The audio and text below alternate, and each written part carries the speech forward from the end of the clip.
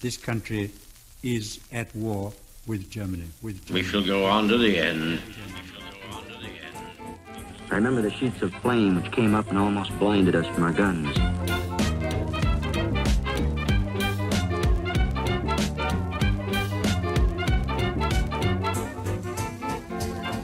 Hello, welcome to another episode of the World War II podcast. I'm Angus Wallace. After the failure to take Moscow in the autumn of 1941, the Germans were left with a large salient bulging into the Russian lines, extending to the town of Rzhev. The battles round Rzhev were some of the bloodiest of the war for the Russians. Though millions of men would fight and die in the vast tracts of forests and swamps, the Rzhev Salient does not have the name recognition of Leningrad or Moscow. I'm joined by Prit, Buttar, author of Meat Grinder, The Battles for the Rzhev Salient 1942-43. Prit was last with us discussing the defeat of Army Group South in 1944 in episode 136.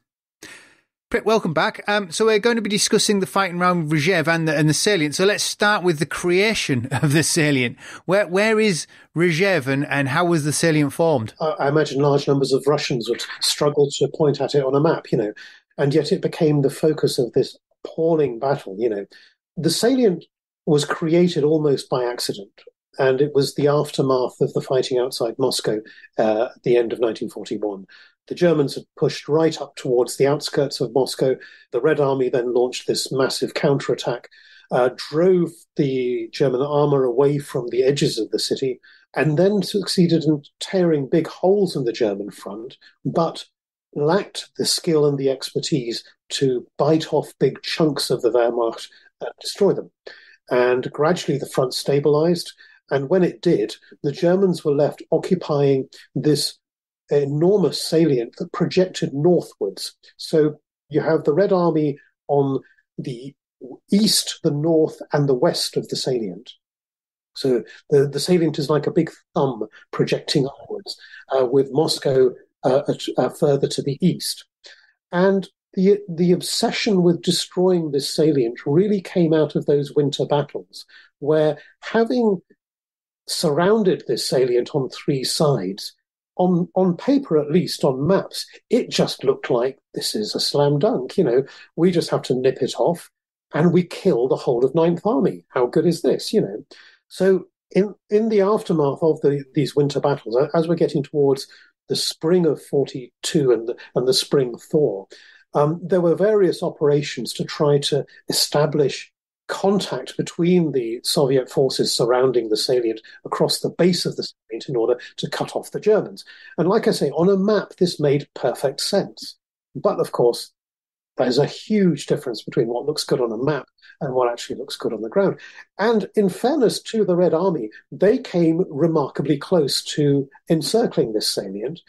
It is pertinent that they achieved this partly through the use of airborne forces. And we can disappear down a rabbit hole here about the whole nature of the use of airborne forces in the Second World War and how so many airborne operations came remarkably close to success, but ultimately failed, which gave this illusion that if we do this right, we could really do something impressive. Whereas the reality was, it was always remarkable that they'd ever come close to success in the first place. So in the late winter of 41-42, so early 1942, the Red Army succeeded in pushing a cavalry corps reinforced by paratroopers into that area across the base of the salient. The Germans then promptly restored their front lines, so you end up with about 30,000 Soviet troops operating behind the German lines. And because the Germans are, all hands to the front line, they don't really have anything with which to sweep up the rear area. So Belov, with his cavalry corps, supported by these airborne forces and supported by the rapidly rising partisan movement, ended up variously controlling bits of Soviet territory, which became known as the Landing Republic, named after the airborne forces, even though the cavalry was doing most of the work. But anyway, at times he controlled an area about half the size of Belgium. It's just ridiculous that this huge force was roaming around in the German rear. But being cavalry and airborne forces, they lacked the heavy firepower to to take big cities and actually to break through it and link up with forces outside. But at the same time, the Germans lacked the forces to sweep them up. And eventually these guys broke out and managed to escape. But because in the confusion of the end of the winter battles, the Red Army had come so close to pinching off this salient. It created, if you like, in the Red Army, this mindset that this is doable, that we can pinch off this salient. And if we do, we eliminate any lingering threat to Moscow, and we inflict a huge defeat upon the Germans. And from this came what became almost an obsession to crush this salient and destroy it, and resulted in unimaginable casualties for almost no gain. It is such a struggle to hold it. From the German point of view, you know, when they've been stopped at Moscow, they've been put into reverse. There is this, as you said, this thumb-like salient.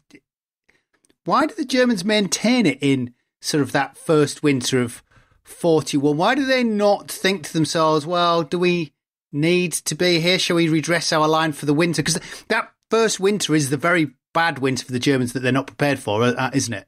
Yes, this is the winter that, you know, even by historic standards, is bitterly cold, and to do that without winter clothing, etc., it just defies imagination.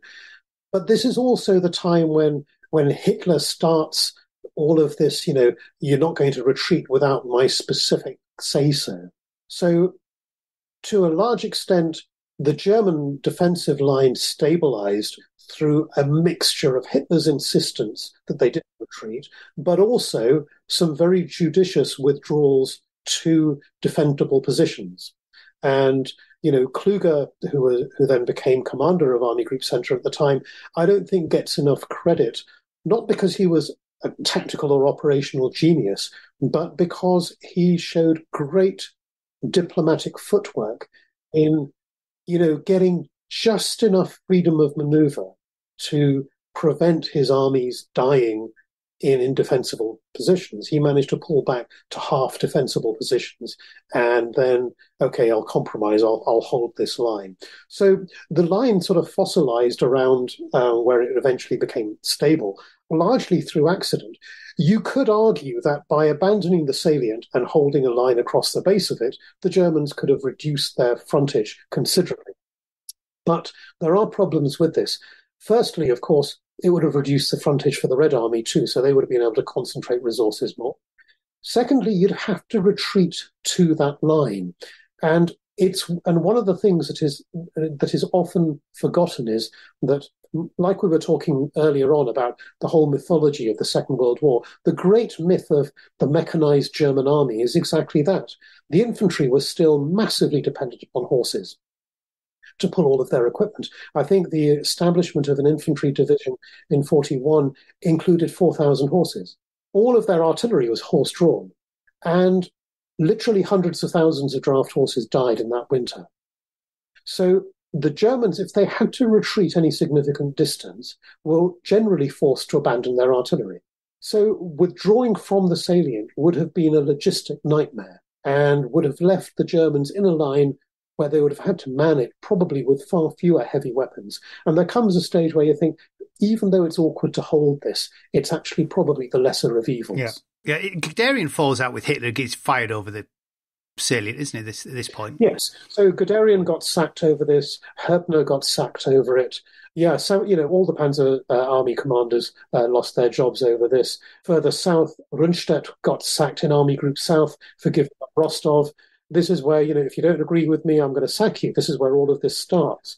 And then this is also where Model comes to the fore, as he's the general who rises up and says, okay, you want me to defend that line, I'll defend it. And he has this wonderful standoff with Hitler during that winter where he's mounting a counterattack to stabilize the line around Rzhev.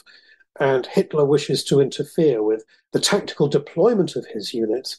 And Model just turns to him and says, tell me, mein Führer, who commands Ninth Army, me or you? And it's a measure of his, if you like, confidence or arrogance, depending on how you want to put it, and his standing with Hitler, that he felt able to do that. And after one of the meetings, Hitler turned to Jodl and Keitel, and said to them, I can rely on this man to do what he says. But that eye, did you see his eye? I would not want to serve under him. And he recognizes what a ruthless bastard Model is. Model then goes on to get this great reputation as this defensive genius. But in many respects, all he is doing is implementing standard Wehrmacht doctrine, which is wherever possible, you free up troops to hold as a tactical and operational reserve. And you do what the German army has been doing for nearly a century, which is you counterattack. As soon as the other side attacks, you hit them back before they've had a chance to dig in, to stabilize in their new positions. And in a way, his reputation is built in the months when the Germans still had sufficient numbers in order to be able to do this. And so he gets this great reputation as this defensive genius. What he does is he manages to provide his corps commanders with the tools to do the job. And in a way, if you like, that is really what an army commander's job is. He doesn't get sucked into the nitty-gritty. He doesn't do a Rommel and end up touring the front line on pointless exercises, well away from his headquarters and out of contact. He is blessed with some very capable corps commanders. He uses his relationship with Hitler very well to get the reserves that he needs. Hitler trusts him so that when, in the summer fighting, he says, I need some reinforcements, or trust me, the front is going to collapse, Hitler takes it seriously and gives him reinforcements.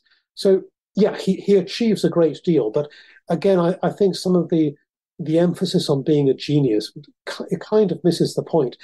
He does his job extremely well, and his job is not to be a tactical and operational genius. It's to be a very skillful commander in terms of providing his subordinates with the tools to do the job. Is the terrain around Rzhev, is it favourable for defence? Does it work in the Germans' favour? It works hugely in the Germans' favour. And again, this is a conundrum here. It's quite hilly. We're not talking sort of hills like Scottish hills, but it is up and down. So line of sight is reasonably limited. So you can't sort of sit on a hillside and blaze away at targets 3 miles away. There's a lot of forests. There's a lot of rivers cutting through these forests. And because this is an area where, at the time at least, there hadn't been the same level of waterway maintenance that was routine in Western Europe, these rivers would flood all the time. So lots of swamps, lots of marshy ground. If you look at the maps, you see the roads tend to follow the railways because these are the strips of ground that are firm and cleared. They're there for a reason. So here is the big mystery. This is great defensive territory, these little ravines, etc. You can create line after line of defenses, and hacking your way through this is really difficult. You can have all the T-34s in the world. You can't operate like you can in Ukraine, where you can just pour across open ground. So here's the big mystery. Zhukov, who is then responsible for the battles that unfold here, he grew up in this area.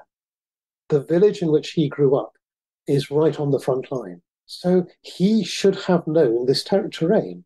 Konev, who is also a front commander in these battles, he too is a native of this area. And yet, particularly Zhukov, behave as if the map tells them all they need to know, without any understanding or any recognition of the nuances of the map. So the map actually does tell you what you need to know, which is you don't attack at Rzhev. The main axis of attack should be that great Smolensk-Moscow highway, where that's where the main railroads run, where the big roads are, and they're there for a reason. This area is where the roads have always run, so if you like, it's the most cultivated, it's where the forests have been cleared, the ground has been drained, it's better for operations. However, the Red Army is obsessed with the fact that A, the Germans advanced through here very quickly in 1941, so it can be done, and B, we nearly gobbled up this salient in the winter, when we had Belov's cavalry corps roaming around in the rear area. They ignore the reality that the Germans swept through this area because they had just surrounded huge numbers of Soviet forces, and the Red Army was in complete retreat. And also, they sort of fall into this trap of assuming because an operation nearly succeeded, it should have succeeded, as opposed to thinking that was incredible that we got so close to success. So this is where, if you like, the background to this obsession comes from.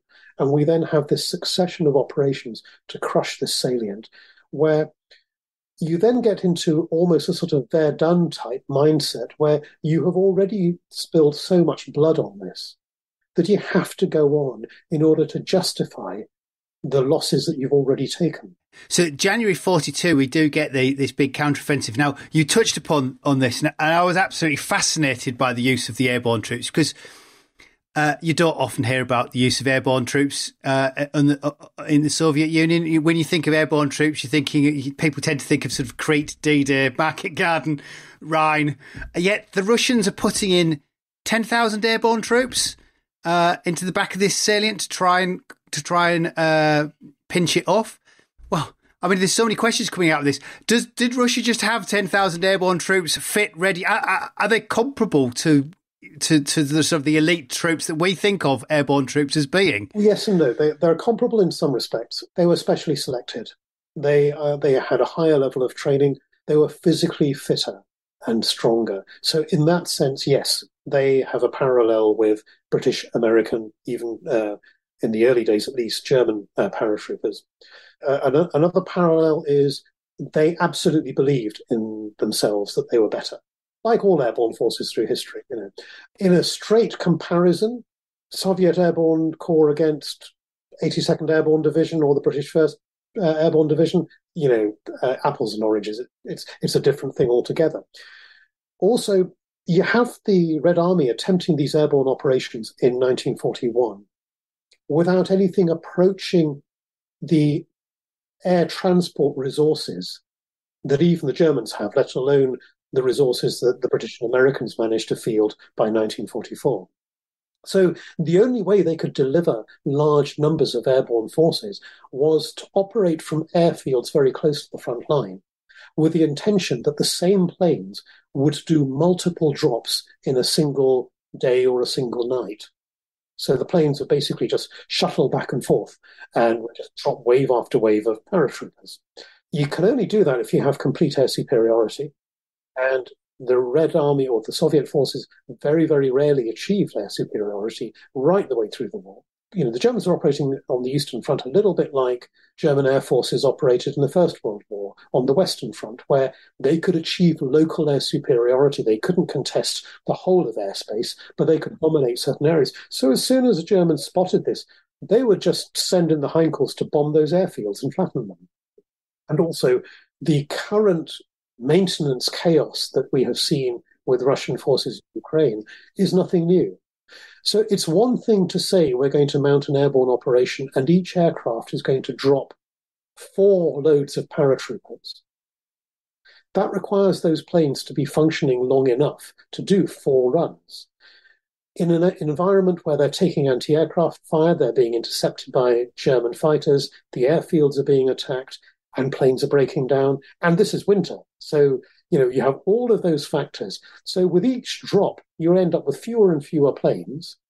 By now, the ground defenses are fully alerted and are putting up heavy anti-aircraft barrages. You can find online, if you would, to search for history of Soviet airborne operations in the Second World War. David Glantz wrote about a 40 or 50-page monograph on this, which looks at them all. And without exception, they all end in a disaster. So much so that by the end of 1943, after yet another failure, this time to seize a crossing over the Dnieper River south of Kiev, the Red Army says, we're not going to do airdrops anymore. This is stupid. We're just losing men for nothing. But you're right, in the winter of 41-42, the intention was to insert an entire airborne corps behind the lines. So this would have come to about 18,000 men. But probably only about a third of those actually made it. If you look at the inability of the Allies to actually get troops all together in one place, how are the Russians faring when they're inserting their men? I mean, were they any more successful in getting everybody where they needed to be? No, they weren't. I mean, one of the big problems was their whole doctrine was based on nighttime drops. So the idea was you dropped a small group of, in Western parlance, pathfinders, who would then land. They would light up the drop zone, and then the main waves would follow. Usually the Pathfinders failed to find the drop zone or to light it up, or they landed on top of German units, or they missed their targets or whatever. So you then get wave after wave of planes turning up and just chucking people out the back and scattering them over huge areas. And you then have several days of very confused fighting with groups of men from both sides just roaming the countryside, clashing almost at random until some sort of order or semblance of order is achieved. But eventually, to their credit, the Soviet airborne forces managed to coalesce. They'd lost an awful lot of their senior officers by now. I think it was only day 3 before they had proper radio contact with the outside world. Working sometimes on their own, quite often in collaboration with Belov's cavalry, they then conducted operations that went on for weeks. They would raid these various German garrisons along the main supply routes. This is an area, of course, that the Red Army had retreated through relatively recently. So there were large quantities of military equipment lying around in this area. And both the cavalry and the airborne forces became very good at getting hold of this equipment and bringing it back into use. So at one point, this combined cavalry and airborne force was operating about a dozen tanks that they had found and got back into service. And Belov described how they had one long-range artillery piece that they hid in the swamps, in the forests, and they targeted the railway yard at Vyazma. They would just fire 3 or 4 rounds and then just go quiet again. And the Germans had no idea where these shells were coming from. But they generally ignored them because it was a nuisance more than anything else. Until one day the gunners got lucky and they hit an ammunition train. And thereafter the Germans made a bit more concerted effort to work out where this blasted gun was. But, this operation just went on and on. Eventually, when they broke out, you get Halder in his diaries, the chief of the general staff of Germany, writing about how he regarded Belov as this. He said, he was a remarkable man and to have kept his unit together. And one of Belov's cavalry regiments even made it out of the rear area with its horses, which was really quite an achievement. They'd managed to keep their horses alive for that long, And Blumentritt, in his diary, he wrote about how when he learned that Belov and the airborne forces had escaped, he said, I was secretly quite pleased that these brave men had got out. They always say that the greatest accolade anybody can get is respect from the enemy, and these guys got it in spades. And when they did get out, touching on what you were talking about earlier about the quality of the soldiers involved, one of the airborne veterans, he was a sapper, a junior officer in the engineers, he said, ordinary infantry couldn't have done this. We did this because we were the airborne forces. We had that additional level of training and fitness, and we believed in ourselves. We knew we were better, and we could survive this. But other troops, they wouldn't have lasted that long. They wouldn't have stayed together. They wouldn't have remained a coherent force for that long. They got no break because by the time they broke out, they were given, I think, about a month of rest and replenishment, and then they were put on trains and dispatched off to Stalingrad. So, out of one frying pan into another, In those battles in January 1942, there's a couple of pockets. Is it Demyansk and Kolm pockets? They're the Germans now surrounded within their own salient. Yeah, so this is all taking place a little bit further north, where again the counterattacks had swept by strong points, and then Demyansk in particular basically isolated an entire army corps in and around Demyansk. Much as they found at Stalingrad, the Red Army discovered that encircling Germans is one thing, wiping out the encirclement was actually quite another. And Demyansk had enormous consequences for how the war played out because the Germans succeeded in keeping the pocket alive with an airlift and then broke through and established a narrow corridor to the encirclement, which resulted in the most extraordinary configuration of the battle line. Again, this is an amazing salient. It stretches about 40 or 50 miles east to west. But at its base, it's only a matter of 4 or 5 miles wide, where the relief column had broken through. But again, because of the limitations of terrain, It was possible for the Red Army to achieve its initial encirclement because having punched through the German front line, it was then operating in open space. Once the front line had hardened and German forces, instead of being configured for attack, where all of your forces concentrated at the spearhead, once they'd spread those forces out actually to defend their lines, the Red Army found it very, very hard to break through. Demyansk's legacy was that it left the Germans with a belief that if German forces are cut off, the Luftwaffe can keep them alive until relief arrives. And this was the origin of the Stalingrad airlift, which led to the decision not to try to break out of Stalingrad when it was still possible. Interesting that there's an inability. It sounds great in theory when you've done it once. It's just the fact that you have the scale that you need to do it at Stalingrad is so much more than exactly. Nobody scaled it up. Just the sheer tonnage required, and the spurious figure of 500 tons a day will keep Sixth Army alive. Before the encirclement, Seydlitz, who was commander of one of the corps that was surrounded at Stalingrad, he'd estimated his corps alone needed more than 500 tons a day. So the fact that they were planning to keep a whole army alive on this completely arbitrary number that was literally just plucked out of the air. And it wasn't even derived from, well, we needed this many tons to keep Demyansk alive, therefore we'll multiply it by X in order to... There was no scaling up at all. It's an interesting thing. And again, it touches also on what we're talking about the repeated failure of airborne operations. It is very interesting how, with hindsight, you can see more clearly why certain operations were always going to fail, why the Rzhev Salient was not a good place to attack. But interpreting events when you're much closer to them, when they're only a few weeks or months ago, clearly they didn't have the, if you like, the perspective that we can have looking back on it now. I'm not making excuses for Zhukov. I still think they were bloody stupid decisions to attack at Rzhev. But I think you have to bear in mind what they knew and what they thought they knew at the time when you're trying to interpret why they made the decisions that they made. It's probably easy to say, well, how many aircraft did we lose at Demyansk supplying it? Well, 260 or so. And then not ask the next question of how many transports do we produce? 500 a year. And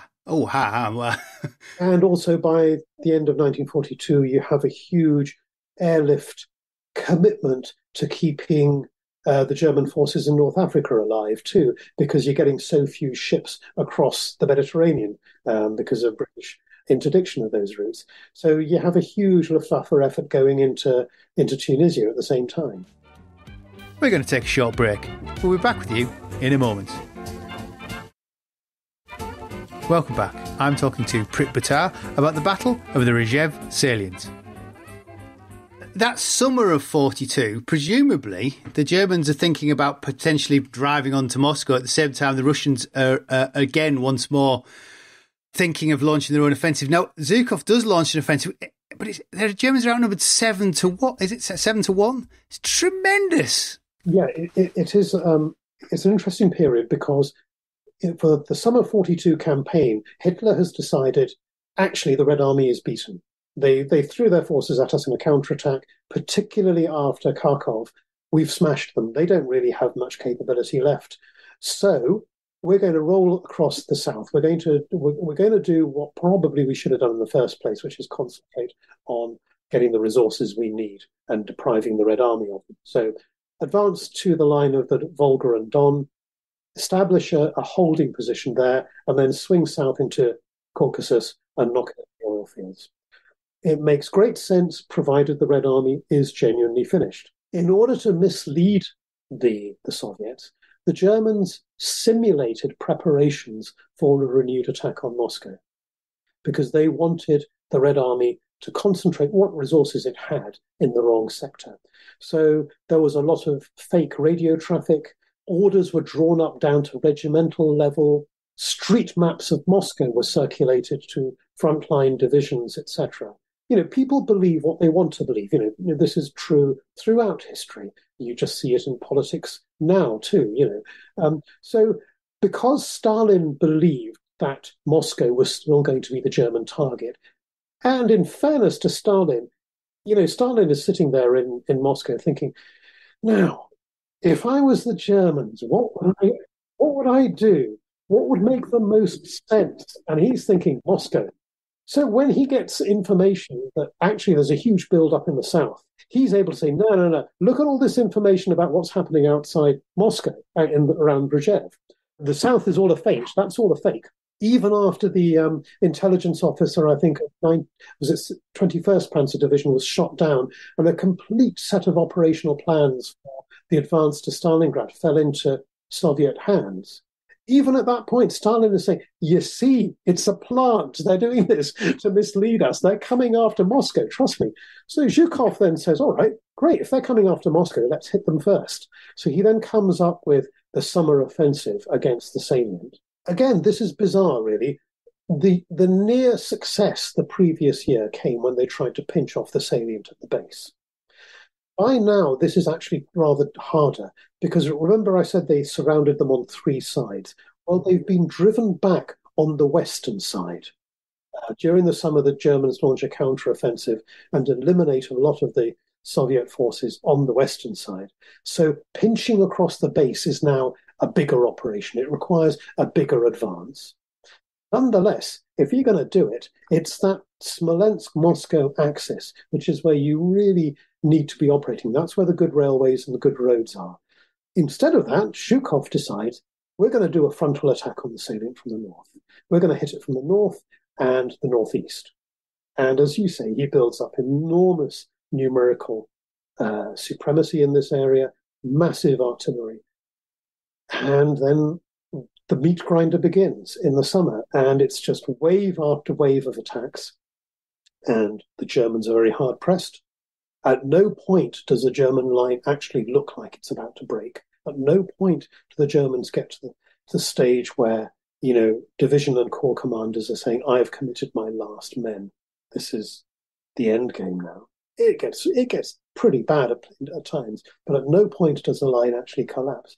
And the Germans just watch with some bafflement as wave after wave of Soviet forces just repeat the same mistakes again and again. And one of the Soviet veterans whose account I leaned on quite heavily in this, his division was blooded in this action. It was their first, it was their baptism of fire. One of the features of the Red Army, which was inherited by the Soviet Army after the war and is still inherited by the Russian Army to this day, is a completely different doctrine to training from what we're familiar with in the West. In the Red Army and in the Russian Army today, recruits do basic training in a training depot. They then report to their unit, which is responsible for completing their training. This is not how we work in the West. So this division was formed facing the Rzhev Salient with generally new recruits. The division was then expected to work itself up to combat readiness and was then thrown into action. And Gorbachevsky, in his account, which I quoted in the book, he describes how the initial artillery bombardment was very, very impressive. We were all thinking, nothing can survive this. We then moved forward. The German guns started firing. The tanks that were accompanying us pressed on into the depths of the German position, but we were left stranded and pinned down by machine gun fire and mortars. And then the German artillery opened up, and it was a slaughter. And he talks about when they returned to their front line by that evening, the regiment cook was in tears because he had prepared dinner for all the men, and so few of them were left. But this account actually tells you everything that is wrong at a tactical level with the way the Red Army is operating. Yes, the artillery bombardment was visually very impressive, but those German machine guns and mortars and artillery then pinned down the infantry. They hadn't silenced any of the heavy weapons. The Soviet armor pressed on into the rear without any regard for the fact the infantry wasn't keeping up with it, because they hadn't rehearsed enough the close interaction of armor and tanks.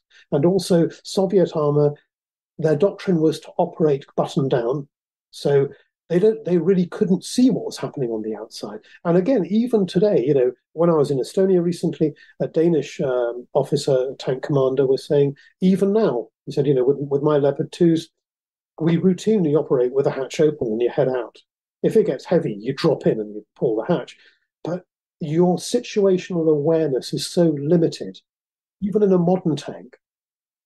And the latest Soviet tanks, the Armata, all the crew are actually in the chassis, in the hull of the tank. The turret is fully automated, and they're relying on cameras. If you think that a tank commander with his head out of the turret has the same field of view as you would have sitting in the seat of a coach traveling along the road, you're that much higher than even a car. Once you start operating buttons down, you lose that situational awareness. You're not aware the infantry isn't keeping up with you.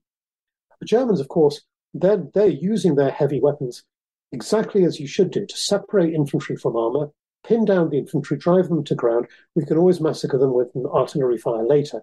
Let the tanks through, and you have the Panzerjäger units sitting behind the immediate front line who can then pick off the unsupported armour.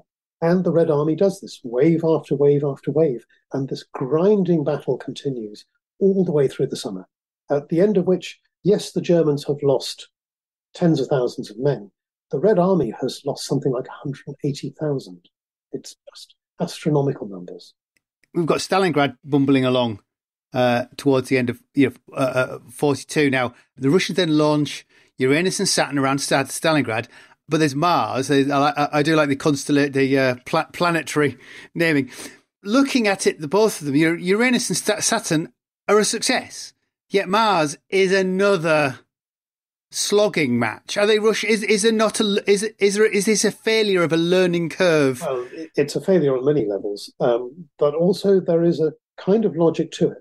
So, on the one hand, you can say that yes, the definition of madness is doing the same thing again and again in the hope of a different outcome. So, having failed to crush the salient with these awfully bloody offensives in the summer, Zhukov comes up with a new plan for Mars. This time, we're going to hit the salient from 4 directions. There's going to be an attack on the east and west, an attack from the north, and an attack from the northwest. But however silly it may sound that you're diluting your effort into 4 offensives, the logic of it is that the road and rail network, by now they've realized, is so poor that if you concentrate more forces in one place, it's very difficult to support them logistically. So if you're going to throw that many forces at the salient, actually, you probably do need to have more than one point of attack. And also, there is the hope and expectation that by hitting it at different points, you tie down German forces. They can't shuffle around internal lines of communication within the salient, and it means there are fewer reserves available for any one battlefield. And surely one or other of these pushes will break through. And on a global scale, the same logic applies, because after the war, Soviet historiography attempted to portray Mars as an essential adjunct of Uranus. It was necessary because it tied down Army Group Center and prevented the Army Group from sending reinforcements south, where the really decisive battle was taking place. David Glantz rejected this and regarded Mars as a complete disaster. Other writers have also taken that line. By contrast, Anthony Beevor tended to lean towards believing that it was essential that it prevented reinforcements being sent south. I think the truth is that there was absolutely no guarantee that Uranus was going to succeed. And I think that at some level, at least, there was thinking that went along the lines of, we have enough resources to do this. So we will launch 2 offensives, and we will then put our money behind whichever one is succeeding. And the clue to this is that throughout the unfolding of Uranus and Mars, there are 2 armies in reserve in the Moscow region. Eventually, these end up being sent south and take part in the reduction of Stalingrad, and in particular in defeating Manstein's efforts to reach the encirclement. But the very fact that they were held in reserve that much further north suggests that there was always some ambiguity over how the winter offensives were going to unfold. And this was just keeping a few roulette chips back until you knew how things were going to go. and then we would put them all on red or black depending on how things were unfolding. I think, if you like, that is the thinking behind the overall strategy of mounting Mars at the same time as Uranus and Saturn.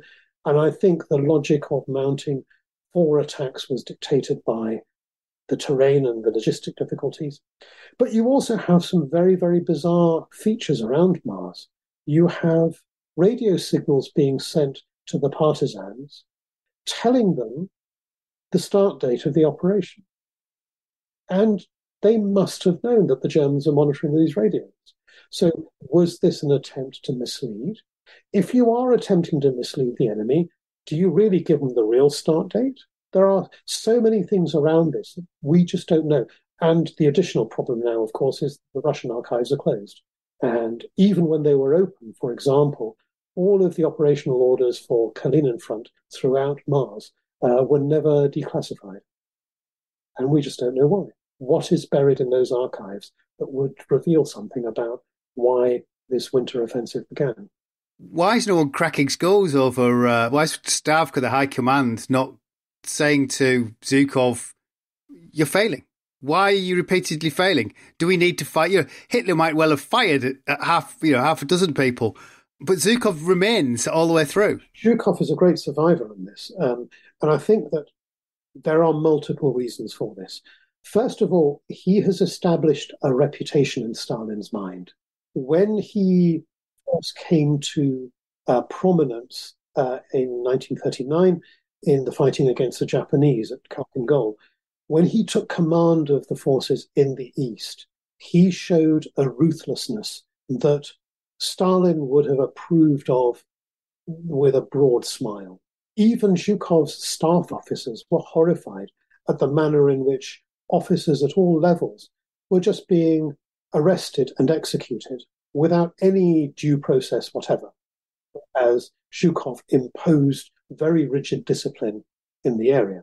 He then went on to defeat the Japanese, and, the end justifies the means. So had he failed, all of that would have come back to haunt him. But because he succeeded, he was able to say, I succeeded because I was ruthless. In 1941, he arrived in Leningrad just as the Germans were approaching the city. He took credit for saving the city. The reality is, by then, Hitler had decided he wasn't going to storm the city anyway, and he was going to starve it to death. So when the front line stabilized, it did so not least because Hitler pulled all the panzer divisions out of line and sent them off to Moscow. Then Zhukov traveled to Moscow, took command in the Battle of Moscow. Undoubtedly, he played a good hand there. He tried to temper Stalin's urge to launch early counterattacks with some success. Other counterattacks were launched with disastrous results. He kept back enough that when the big counterattack came, it was very effective. But he then fell foul of the limitations of the Red Army of the time, that they lacked the tactical skill, the lower level command skill to improvise, to deal with a fluid situation. And one of the adjectives you will often hear applied to Zhukov by writers are stubborn and brutal. Stubbornness is a great thing when you're defending. Stubbornness when you're attacking, not so good, and we see that around Rzhev.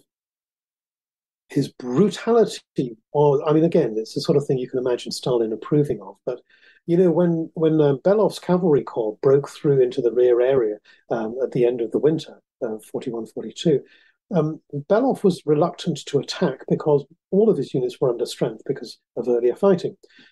So Zhukov sent his deputy front commander, Zakharov, to 2nd Guards Cavalry Corps headquarters, where Zakharov addressed the staff officers and said, your orders are to break through to the Varshavskoye highway, and it is my job to make you do that. You have a choice. You can die as heroes on the highway, or you can die as traitors here. I will get you to break through if I have to shoot half of you in the process. Stavka, Stalin, Zhukov have all ordered this operation to go ahead. So it isn't for you to dispute it. And I am not here to hear arguments about what resources you need. You just have to do what you've been told. That was very much the Zhukov mindset all the way through the war. So we then get to these multiple failures around Rzhev. Why does he survive this? Well, it's an interesting thing. First of all, I think he's still living on the credit of his earlier successes. Secondly, I think Stalin has realized by now that however bad things are, this is what he has. These are the tools that he has, and he has no alternative. He's run out of commanders. He's killed enough of them already and arrested enough and demoted enough. And one of the features from late 41, early 42 onwards is that although Soviet commanders continue to be dismissed for failures, Stalin is actually quite good at finding another job for them. They're no longer being arrested and sent off or executed or whatever. They're sent off to some administrative role or whatever, because he realizes the toy box is empty. This is all I've got. I'm going to have to do the job with what I have. He's also aware that of Zhukov's reputation in the army, so everyone's rather scared of the guy. So he has his uses, Also, I think Zhukov succeeds in appropriating enough of the glory from Stalingrad to deflect from Mars. Now, actually, the glory of Stalingrad belongs to another officer called Vasilevsky, who was chief of the general staff at the time. And Alexander Vasilevsky is one of these relatively unknown people who is a great figure and deserves a far higher standing in the stories about Eastern Front of the Second World War. Vasilevsky's problem was that he was not a self-publicist, and his memoirs are full of very kind accounts of other people. And he rarely has a bad thing to say about other people. When he criticizes, he does so in a nuanced manner. And for example, in 1944, where he was overseeing operations in Donbass, and Stalin issued some rebuke. And in his memoirs, he talks about how disappointed he and the front commanders were to be singled out for criticism. But of course, we were aware of the extreme pressure under which the Supreme Commander was operating. And that's very characteristic of the way that Vasilevsky always downplayed his own role, his own importance.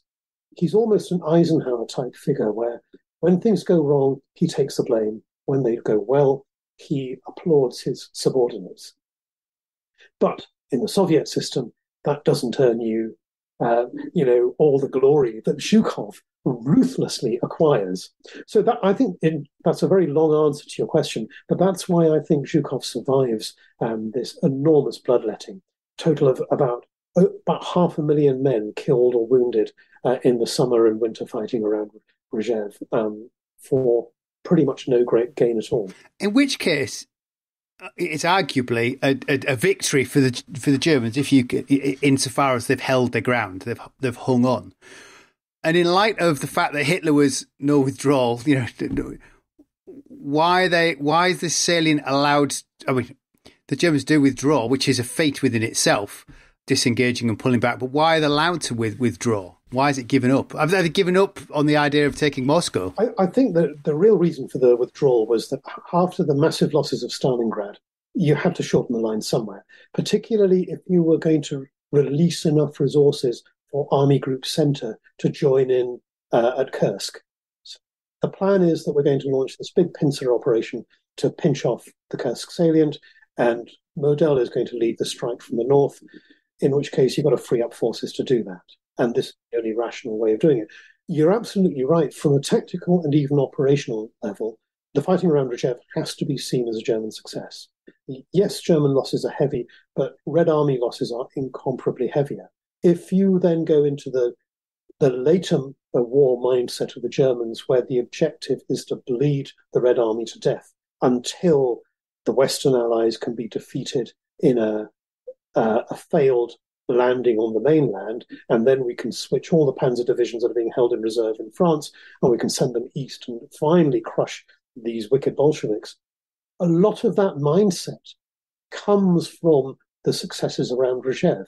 If we could hold that salient, we can surely do the same elsewhere. And that is, if you like, the prototype of Hitler's plan in the later war years of stubborn defense in the east. We will literally bleed the Red Army to death. If you flip that round, is there a Russian learning curve to this fighting, or is it literally for nothing, grinding away? They do learn, but it's at a painfully slow rate. One of the most valuable lessons they learn from all of this, bizarre or ironically at least, comes from when the Germans evacuate the salient and they carry out this operation where they pull back from one line to another, absolutely unmolested, partly because the Red Army is so exhausted from all the bloodletting that it can't really intervene.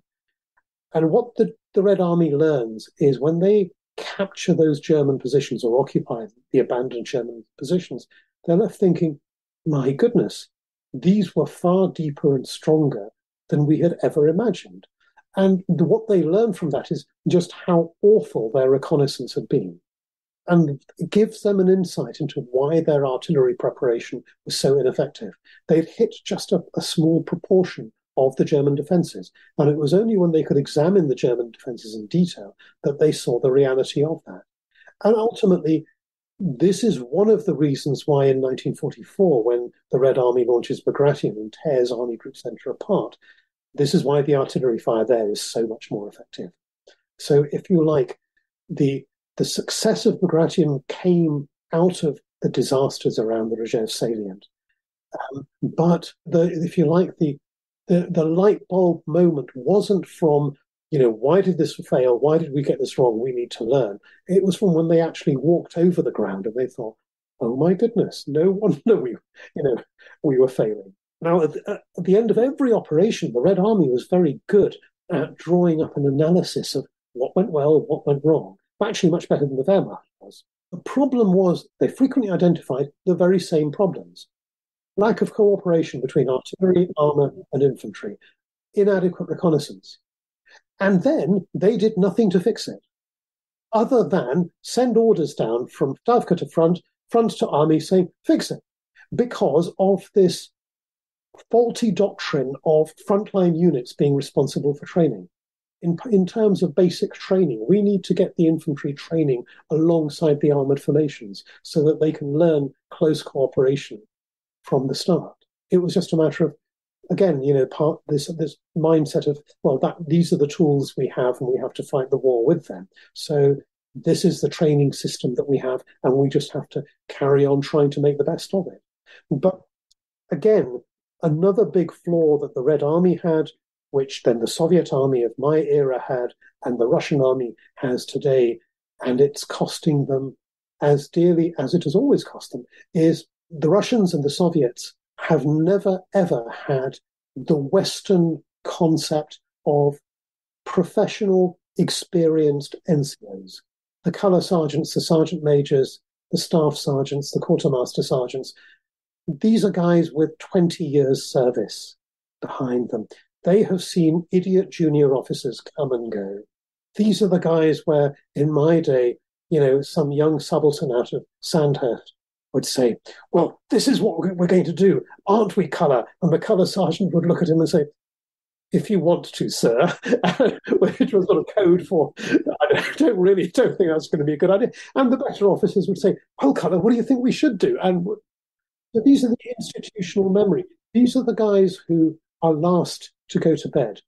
They'll go around the lines. They'll make sure that the soldiers have checked the oil levels in the trucks and checked the tyres. They're the guys who will make sure the soldiers have actually had a warm meal, that they've dug proper latrines. We take this for granted in the West. And actually, Britain historically has been a bit rubbish about this. Whenever you get defence cuts, we let these people leave. And then we struggle when we try to re-expand the military why can't we do this? Well, because you let all that expertise go. But in the Red Army and in the Soviet Army and in the modern Russian Army, you don't have that expertise to start with. So when you then delegate training down to unit level, who's going to do it?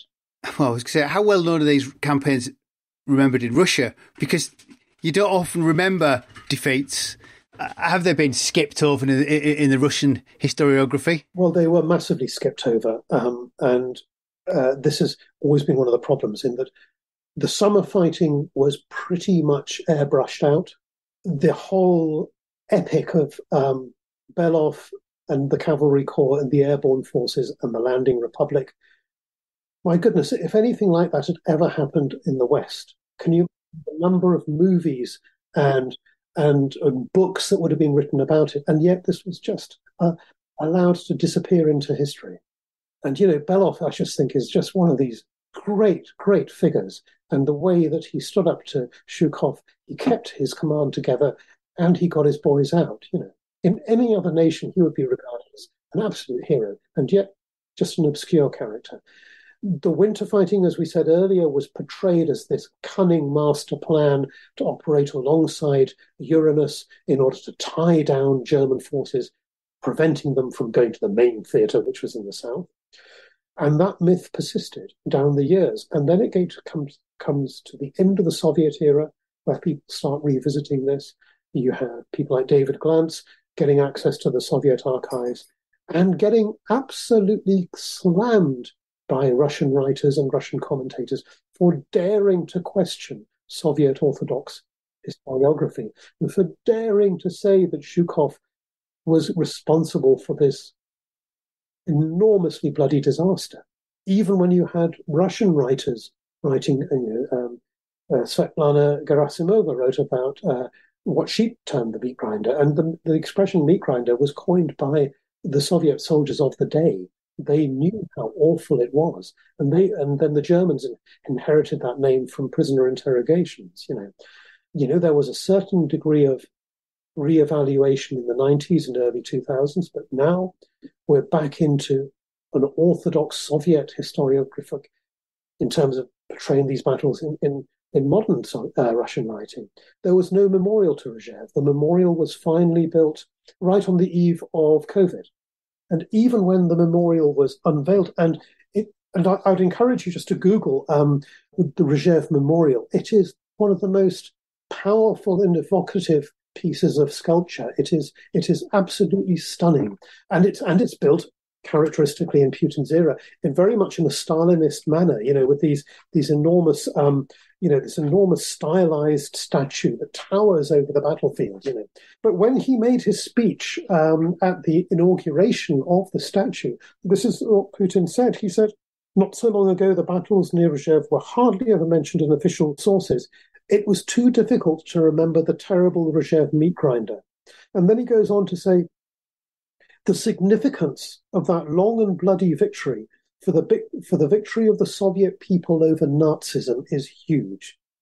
The Soviet army finally demonstrated that the enemy would not be able to turn and advance towards Moscow once more.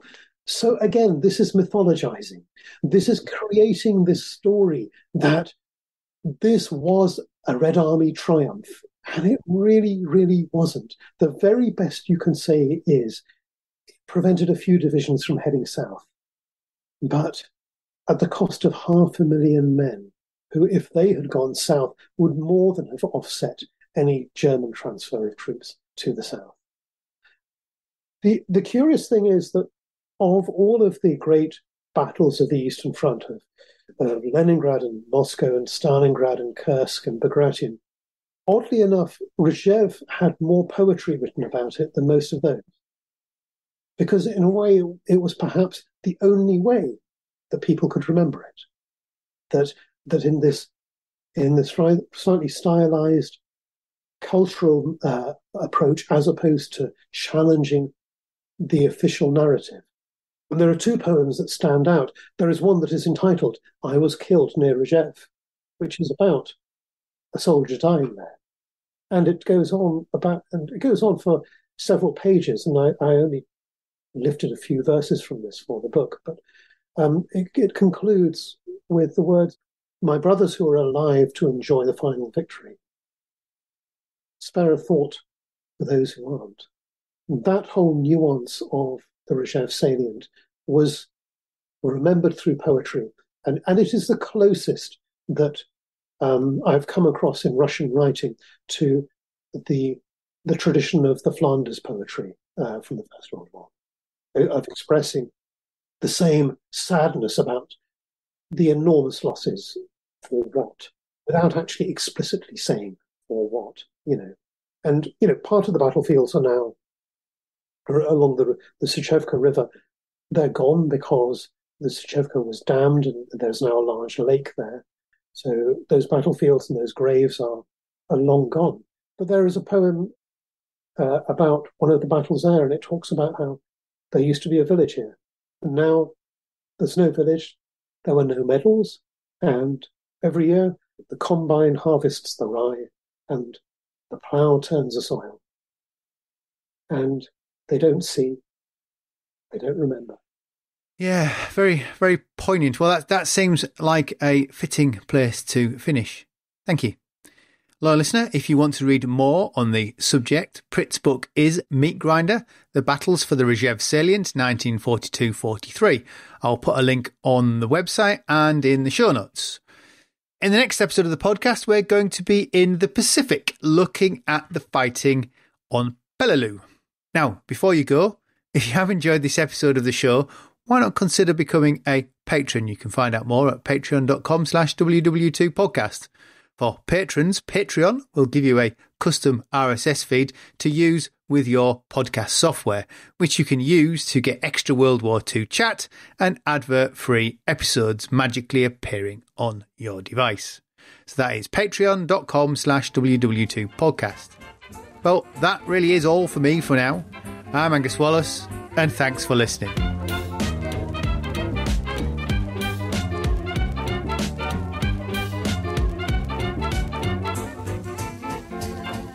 Jerry 88mm gun hit our tank, blew us the hell out of it. Stalingrad can never be repaired. As Allied Commander-in-Chief, I have granted a military armistice.